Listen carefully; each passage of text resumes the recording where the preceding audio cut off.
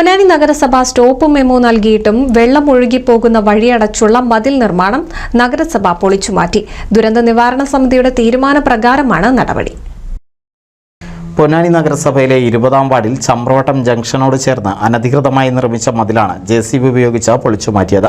പൊന്നാനി നഗരസഭയിലെ 6, 7, 8, 9 വാർഡുകളിലെ മഴവെള്ളം ഒഴുകിപ്പോകുന്ന കാനയാണ് അടച്ച് മതിൽ നിർമ്മിച്ചത്.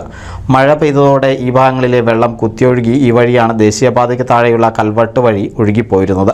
ദേശീയപാതയ്ക്കായി വിട്ടുകൊടുത്ത സ്ഥലത്തിനോട് ചേർന്നാണ് കാനയുള്ളത്. നേരത്തെ വലിയ കാനയാണ് ഇവിടെ ഉണ്ടായിരുന്നത്. എന്നാൽ കാന കയ്യേറി മതിൽ കെട്ടിയതോടെ വെള്ളം ഒഴുകിപ്പോകാനാവാത്ത സ്ഥിതിയായി. അനധികൃത മതിൽ നിർമ്മാണവുമായി ബന്ധപ്പെട്ട പ്രദേശവാസികൾ നഗരസഭയിൽ പരാതി നൽകിയതിനെ തുടർന്നാണ് പ്രവർത്തികൾ നിർത്തിവെപ്പിക്കാൻ നഗരസഭ സ്റ്റോപ്പ് മെമ്മോ നൽകിയത്. ഇത് ലംഘിച്ച് നിർമ്മാണം നടക്കുന്നതിനിടെയാണ് JCB ഉപയോഗിച്ച് മതിൽക്കെട്ട് പൊളിച്ചത്. NCV news Ponnani. 1000 വിവാഹങ്ങൾക്ക് ഒരേ ഒരു ബ്യൂട്ടി സിൽക്സ്, എടപ്പാൾ, ചാവക്കാട്, തൃപ്രയാർ, പുത്തനത്താണി, പെരിന്തൽമണ്ണ.